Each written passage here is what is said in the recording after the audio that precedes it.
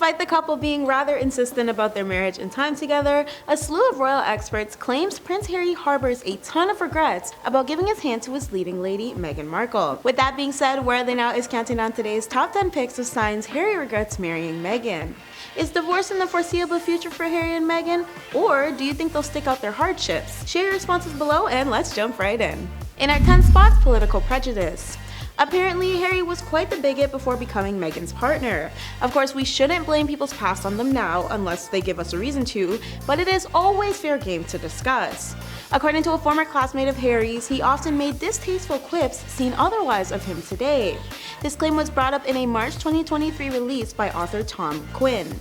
Tom's book, titled Gilded Youth, An Intimate History of Growing Up in the Royal Family, serves as an exclusive inside look at the life of royals from insider and palace staff perspectives. The purpose of the novel is meant to study how the traditionally standard upbringing of the British royal family has shaped them into their current selves.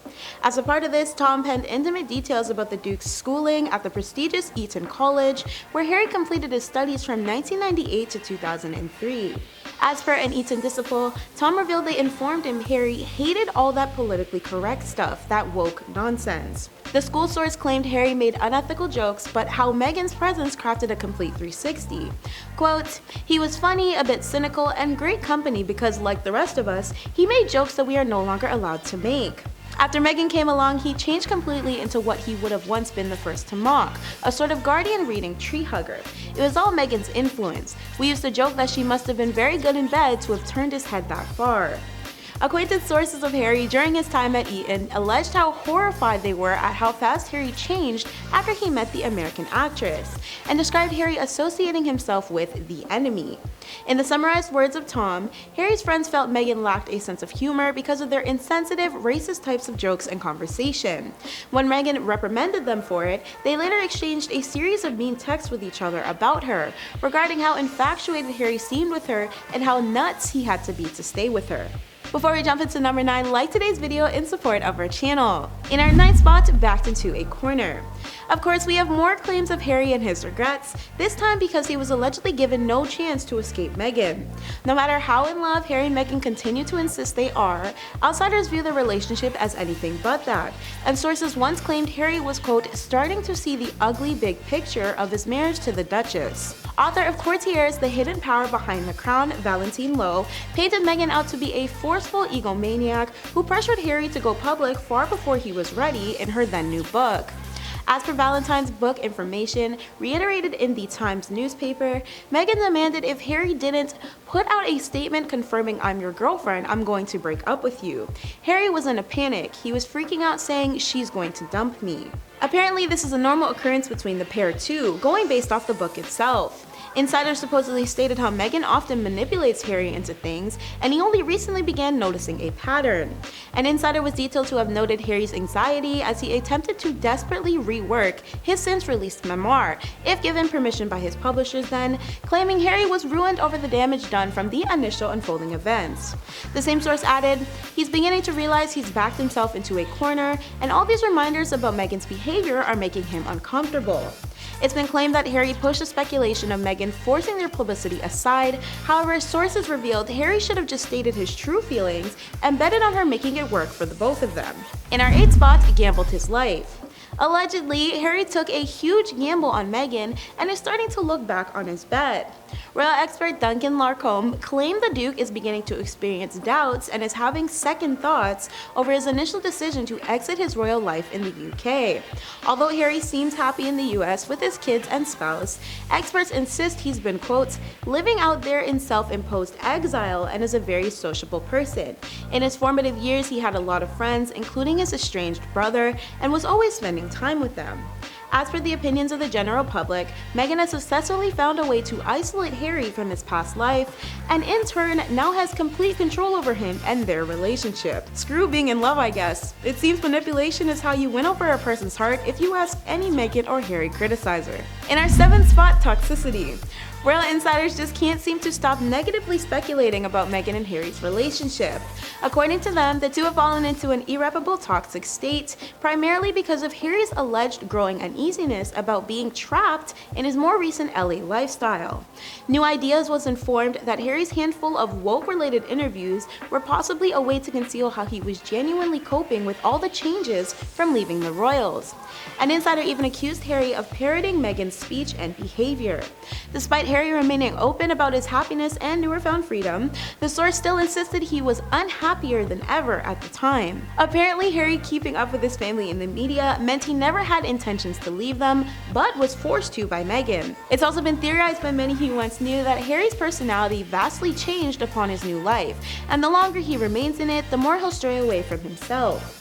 Former Royal Protection Officer Ken Worth once stated, "Now trapped in La La Land, what happens when Hollywood trappings run dry? Will the palace welcome back their prince? Of course, with or without his wife." In our sixth spot, lost their spark. Apparently, with the fizzling out of their honeymoon phase, Harry is, quote, seriously wondering if he's made a big mistake. Following the events of former monarch Queen Elizabeth II's funeral, Harry allegedly felt as if he made a grand mistake by marrying his wife. The Sussexes were a unified front while tensions were skyrocketing between them, the British media, and most notably Prince William, Kate Middleton, and King Charles III. The reunion was detailed to be awkwardly challenging and resulted in Harry supposedly nitpicking regrets from his and his wife's alleged past. Unnamed sources described to Women's Day how Harry was just coming to terms with how much Meghan apparently takes advantage of him and his mental health, and repeatedly ruins any attempt at his relationships with the royals. Even more, Harry is reportedly regretful about Megxit and pondered what could have unfolded had he made his feelings against it clear to the Duchess. The Women's Day source further claimed this event was, quote, the first of many times she would threaten him into compliance. Never forget, this is the woman who once fallen out with her entire family and has been instrumental in why Harry is alienated from his own. No official claims have been made by the couple though, and they still maintain their content over their decision to restart in California. In our fifth spot, leaves him hanging. The endless deliberation about Harry and Meghan's final coronation decision hung over the esteemed event for months, even after the couple was sent their formal invite a month prior and missed the deadline to respond. But eventually, Harry came out with his final outcome, sans Meghan. The Wednesday morning announcement detailed Harry's approval and noted Meghan and their two shared children, 3-year-old Archie and 1-year-old Lilibet, would not be accompanying the prince.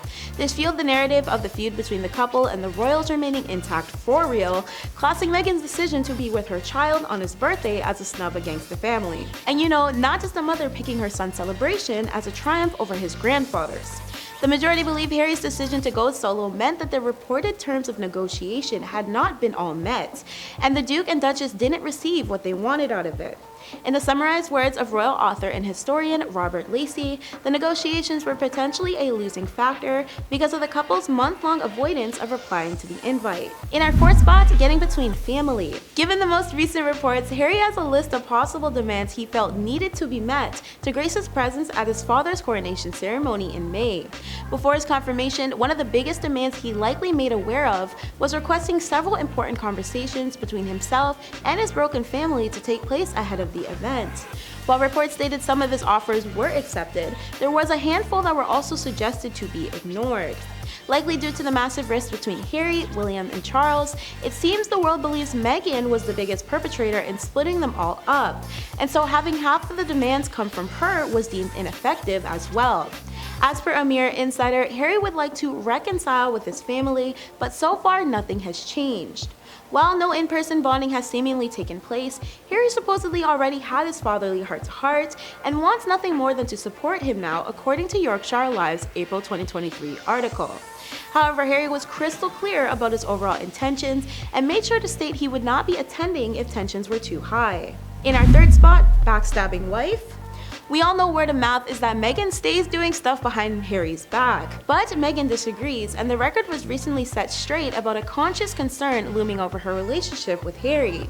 Via an April 21st Telegraph article, the outlet reported Meghan formally issued a letter to her father-in-law, Charles, regarding worry over the royals' prior views of her and Harry amid their 2021 Oprah interview. During the massively telling sit-down, Meghan accused an unidentified royal of repeatedly discussing issues with the couple's firstborn child's skin tone. The Telegraph then piled on that the alleged agreement between Meghan and Charles served as a factor behind Meghan's decision to stay behind for the upcoming celebratory event.